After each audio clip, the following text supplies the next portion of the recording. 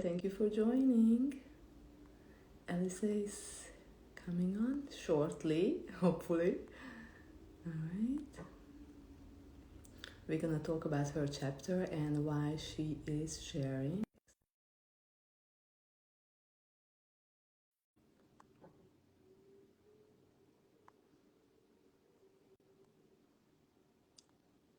Every time I'm doing this. Oh, here she is. Hi. Hello. Hi.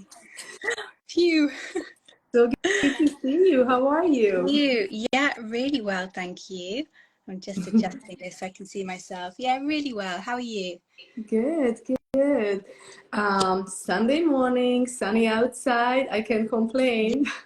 Yes. Well, it's the same here. It's 4 o'clock in the UK, and we're having a little mini heat wave at the moment this weekend, which is a bit strange and a bit bizarre for October, but it's been lovely to be outside today. Yes, yes. The sun is just, it's amazing just to sit outside and do nothing. We Yeah. are here to talk about your chapter and the book that was launched a week ago. I can't believe it. Every time I think about it, I'm like, I don't know if it's real. I wake up in the morning, I'm like, I just can't believe it. I was sitting down in February thinking about this book and now holding it in my hands. I envisioned it a million times, but it's Yeah. just so not real. Thank you so much for agreeing to share your story in it. I know. I can't believe when we spoke to each other. When was that? That would probably been March time, maybe April.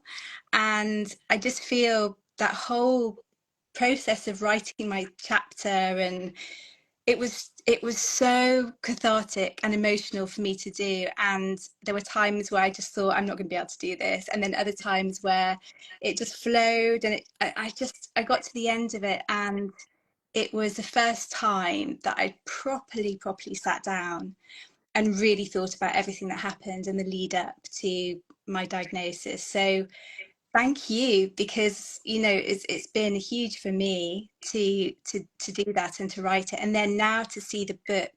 I ordered my copy. I got it at the beginning of this week. To see all the stories in there and read them again has just been so emotional, and so connecting with everybody who's gone through the diagnosis of You MS.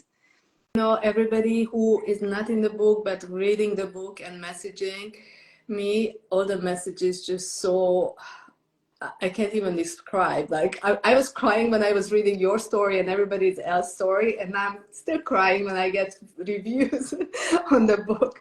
Yeah, But really you were emotional. diagnosed 12 years ago. That's a long time. Yeah, so 2011, and my daughters were 4 and 18 months at the time, and I can't believe it's been 12 years now. It's been an epic journey, is what I'll say. Since then, It's you been became a nutritionist, a functional practitioner. Tell us all about that. Yeah, so when I was diagnosed, I was actually a yoga teacher and had been teaching yoga at that point, I think for um, probably for 5 years. And it was really interesting. So when I was diagnosed, I was kind of the picture of what you'd see on the outside as health. And I was a yoga teacher, and I was eating what I felt was really healthy at the time. Um, and then when I was diagnosed, it just completely blindsided me, came out of the blue. And everybody around me, my family and friends, just couldn't believe it, because, Yeah. if I could get at living that lifestyle, then, I think everyone was questioning it. So, but then, as I write about in the book, I was just under a huge amount of stress. So what you could see on the outside was very different from what was going on in the inside. Um, and so when I was diagnosed, I was still teaching yoga, and then read lots and lots of books. I read Terry Wall's book. Hers was the first book that I picked up, and just kind of dabbled, went in and out, and um, went gluten free and dairy free very early on, but that was about it. I was so overwhelmed. Just taking on any more information was just too much at the time. And then I started to study nutritional therapy 2 years after my diagnosis. And actually, that was the best thing I could have done, because it made me realize actually there was a lot more to it than I was thinking, and just adding a few more vegetables here and there and being gluten free and dairy free. Your So story yeah. has so much information in it. It's my page is yellow, just highlighting things in it. So thank you so much for including every single details. And I know you mentioned an MRI that you did back then, and the results. You were actually diagnosed twice. Yeah. So I was first diagnosed in 2011, like I said, and that was just because I had some numbness in my arm. It wasn't anything really of note, but I couldn't resolve it with physio, and I honestly thought I trapped a nerve in my neck. So my friend who's a doctor said, oh, just say this and this and you can get a referral for a scan, and then you'll see what's going on. And maybe she secretly knew or had her suspicions, but I was completely, just had no clue at all. And so I went to have the MRI scan, and yeah, just a complete shock. So that was my first diagnosis, and I was quite overwhelmed in that appointment because the neurologist was, talking about very potent DMTs to me at the time, and because I had it came out of nowhere, literally, in that first appointment, to have these really potent DMTs spoken to me, and this is what I'd be having for the rest of my life. I decided actually I just needed a couple of weeks to wait and think about it. Did you start the MTs? I know you are writing about the book, but I just want to ask these questions here. Did I study No, about DMTs? did you start taking No, them? I didn't. No, I didn't. So I took 2 weeks to think about it, and that 2 weeks turned into a month, and then it turned into 2 months. And I just thought, actually, I started to read a little bit of information, and I had Dr. Ward's book, and I was reading Dr. Ward's book, and I was really inspired by what she had done. So I decided after 3 months or so that I was just going to see what happened, and just that kind of wait and see tactic that I didn't know if that would be a good idea or not at the time. And actually, for the next few years, I kind of sailed through them and I did really well. However, and I'll come on to talk about this, I mean, the stress side of it was still very present. So I was doing all I could, and I was, learning about nutrition, and I was starting to eat a really nutritious, healthy diet, and working on my sleep and exercise. But actually, the stress part of it was such a huge part to play, and I completely ignored it. And I just didn't really do anything about that side of it. So when it was 2018, so in my story, I talk about it being in two parts. So in 2018, I had a really bad fall on my knee. We had lots of financial stress at the time, and I also had my own stress anyway that I kind of carried around with me everywhere. And then the inflammation from the fall on my knee never resolved. So it kept on escalating and getting worse until eventually I ended up with muscle spasms and like really chronic nerve pain in my left leg. I couldn't bend my knee, I couldn't walk, I couldn't sleep. I got brain fog, you name it, the whole list of symptoms I had. And so I went, and we'd moved house in the meantime. So I went to go and see a new neurologist, and I went for an MRI, and the MRI results were shaky because I think my leg was going into so much spasm in the actual cylinder that they couldn't get a clear result. And so, but based on the kind of very slight progression on my left leg throughout all the years, they decided to re-diagnose me as primary progressive MS, having primary progressive MS. So yeah, so that was in 2018. Did you and that was have an MRI ever since? Not had an MRI since. I'm thinking about having one next year, because at the time I had the MRI and it didn't show anything. And that was, I get claustrophobic, and that was quite a big deal for me to have that MRI then. And then I really started to put into place some of the, so the WARS protocol, I really, really went full on in with it. So I started to follow the second diet, the paleo, and then I also did the ketogenic as well. And I kind of cycled between the keto and the paleo diet. And over time doing that, I started to resolve a lot of the nerve pain, started to reduce, the muscle spasms reduced, and the brain fog reduced. And so I started to really ramp up my research and my studies, and looked into my genetics and kind of really deep dived into everything then. And you talked about the stress. What ways did you find to manage it? So I think in 2018, that was like when MS, I always think of it at the beginning, it kind of gave me a little nudge, a little prod, and I didn't really listen to it. And then in 2018, it was like it gave me a massive shove to the ground, and everything in my life literally stopped. You know, I couldn't walk, I couldn't do anything that I was doing before with my daughters. I couldn't really practice or teach yoga anymore. I couldn't really work or do anything. So I was literally grounded. And I think through that process of being forced to stop and rebuilding again from that, I started to rebuild my life and really looked very critically at what I had been doing, looked at my stress levels, looked at where they were coming from, and just started to, do simple things like, I said no a lot more.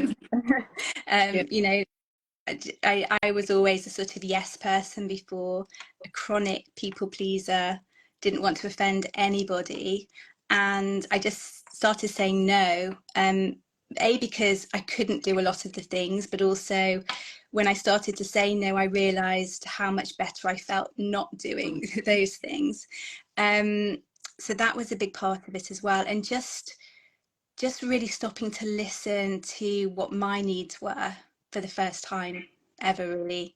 I think the yoga was an interesting one for me because, being a yoga teacher, you kind of expect that I would be this sort of image of calmness, yes, and serenity, and actually, I was teaching everybody else how to be, but I was doing all the doing and the trying to be the perfect. Practicing it. Yeah, exactly. And how do you feel now? Do you have any symptoms? So now, so I still have a little issue with my left knee and bending my knee fully. So when I walk, it doesn't fully lift up, or my heel doesn't fully kick back. So I'm using electrical stimulation now. I have a new fit, a newbie device at home that I'm using the electrodes to stimulate those nerve pathways to try and get the neuroplasticity working from my brain to the nerves.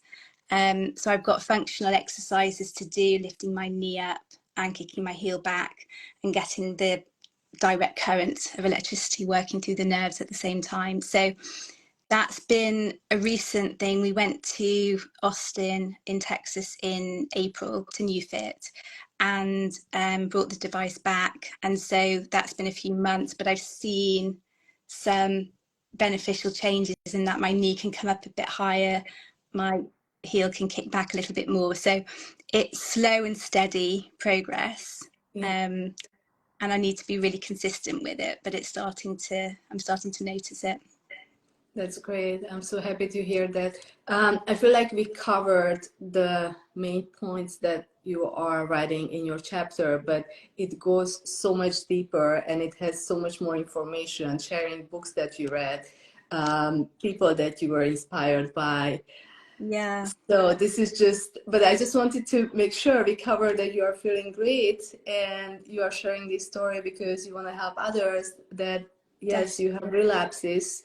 And I don't know if MS caused your knee, whatever happened with your knee or something else, just your body. But there's always a way up. You just have to find it, right? Yeah, absolutely. I think also because I was re-diagnosed as having primary progressive, the DMTs that I would have taken at the beginning, if that's the case, if I do have primary progressive, they wouldn't have worked anyway. And the neurologist said to me, the second neurologist, when I was re-diagnosed, said, it's probably diet and lifestyle that have kept you doing so well up to this point, and then all of this has been a catalyst for where you probably should have been. And that was quite, when I heard it, I was quite depressed because I just thought, oh, I've just been pushed forward to a place that I was trying really hard not to get to. But then the more I heard and replayed what he'd said, the more I realized actually he's acknowledging that diet and lifestyle have significantly slowed it down. And now, since 2018, and all the changes I've made and the improvements I've felt, despite it being progressive and this steady decline that it's supposed to be, it's actually not only plateaued, but the symptoms have improved, Yes. which goes against everything that you hear. At So, the doctor's office. yeah, yeah. So so it's been amazing from that respect. It's been amazing to live that. I kind of knew it before, but to actually experience it and to feel just how much of an effect diet and lifestyle can have has been really powerful for me. Yes. I feel like in most cases we are our own enemy from healing because we are overthinking everything and there's the fear that it's so hard to overcome. Yeah. But once we pass that, I think anything is possible. And I think every single story, I don't know how far you get reading the book. I still have my not for release copy because I gave away the rest of them that I received. But I don't know how far you get reading the book, but you can just tell that every single story, there is stress involved, that major stress. And you mentioned your parents' divorce and your the pregnancies and everything. Yeah. So it's hard to overcome those things, but once you find the root cause, and we are talking about the root cause in almost in every chapter, that once you find that, it's so much easier to get answers and just move forward. And that's what we have to do every day, moving forward. Yeah, definitely. I think the stress thing is huge because I think we have to be in a parasympathetic nervous system state in order to heal and to regenerate ourselves and to be in that restorative state. And so many of us, and me, definitely for years, I was just in that constant sympathetic nervous system state the whole time. Fight or flight or freeze. Mine was flight. I would literally just avoid, distract, just want to be somewhere else or be someone else, and never actually stop to be. I was constantly doing, and not really consciously being present. And I think that being present um, and just stopping, and that stillness and being in the present moment, however that looks for you, so you're not ruminating over the past regardless of what's happened in that past, but you're also not spending all your time in the future as well, is so powerful. So Gabor Mate, who's one of my favorite authors and doctors, I'm doing a compassionate inquiry course with him at the moment. And it's amazing, just to kind of have that compassion and inquiry into yourself and to try and get that presence and stillness. yeah, is really powerful. You know, he's Hungarian also, right? Gabor Mate. Yes, Yeah, yes, I just yeah, started reading, listening to his book, the latest one, and it's very inspiring. There's so much truth in it, and he actually has a chapter about multiple sclerosis and how stress relates to that. And in my story, I also write about that. yeah, yeah. So yes, thank you so much Oh, for joining me today. thank you for inviting me, and thank you for yeah, for getting in touch in March, and for giving me the opportunity to write my story, because it's been an amazing experience for me personally, but then also to be part of something that is doing so much good. You know, I know so many people have said this to you, but if I could have got my hands on this book in 2012, you know, I honestly think it would have saved an awful lot of heartache and time and Yes. money probably as well. Money for sure, yes. Yeah, yeah. So thank you. You're welcome. I'm so happy that you are part of it, and I hope everybody gets a copy, especially who is newly diagnosed, because all this information and all these success stories, how to overcome this disease, I think it would just add to your sadness, and it would help move forward Yeah, and never look back. Hopefully, change your life positively, like it changed mine. yeah, absolutely. Yeah. All right. Thank you. Happy Thank Sunday, you. everybody. Thank you for joining. See you soon another time. Bye. Bye. Bye.